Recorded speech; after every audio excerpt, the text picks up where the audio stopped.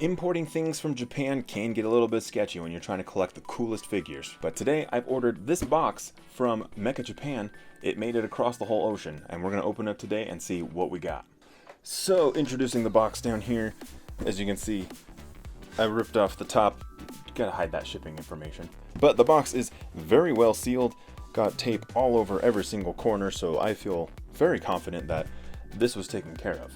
But now we gotta rip open that tape and see what's inside. Alright, we got it open. We got a lot of paper in here. And, there we go, it's bubble wrapped.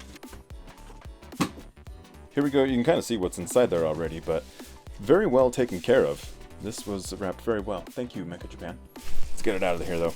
Alright, here we go. We've got our Kanto Scale World figures.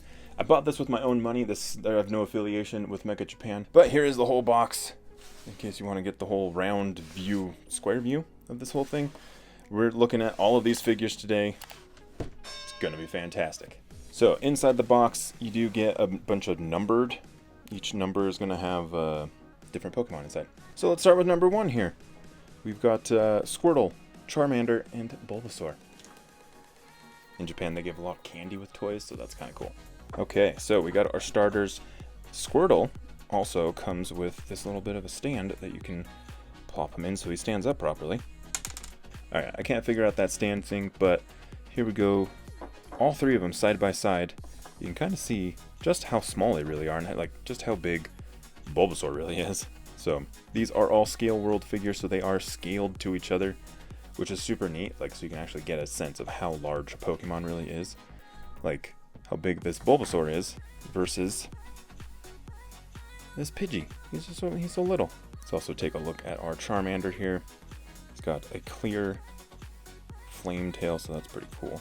You do get a little bit of lines there along his neck, especially there in the back. But, I mean, you're viewing it from the front, and from the front, he looks great. Alright, box number 2.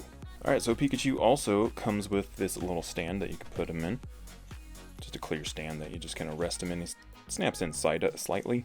This way, like, if you're knocking over the shelf or something like that, it doesn't fall over.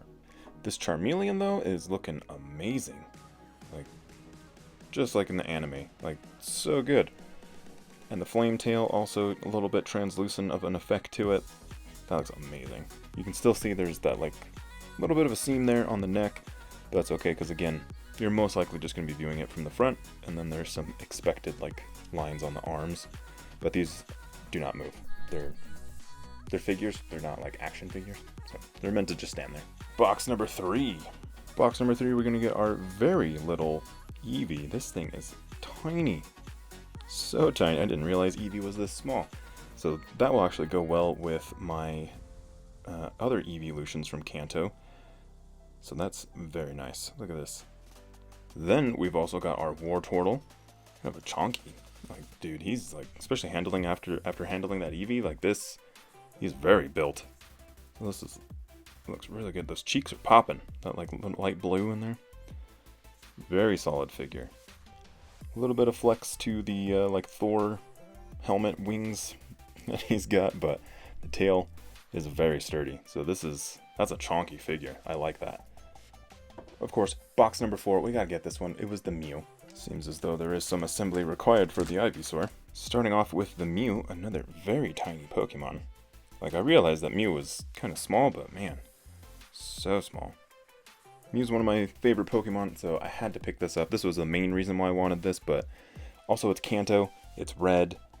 You had to, you know, it's a classic. You gotta have that in the collection.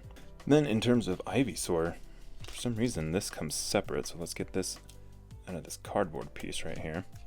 And then, oh, okay, that's why. Makes sense now. So we have the whole, like, bloom on Ivysaur's back.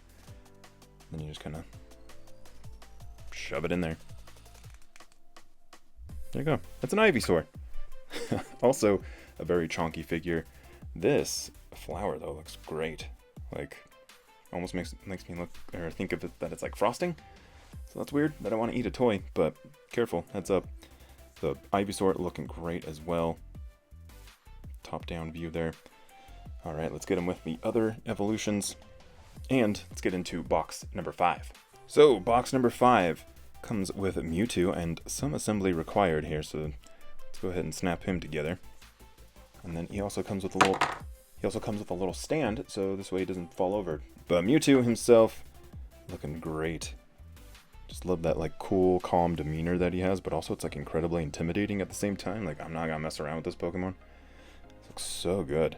Like the detail on this. Of course, he's got the big Greninja tongue tail. Very nice. Let's get him into this stand. Get him in the background there, being all menacing. Nice. And then we've got one more box. Here he is, box number 6. The man, the boy, the myth, the legend, Red. Kind of wish he came with a Pokeball, though. He's just kind of like empty-handed.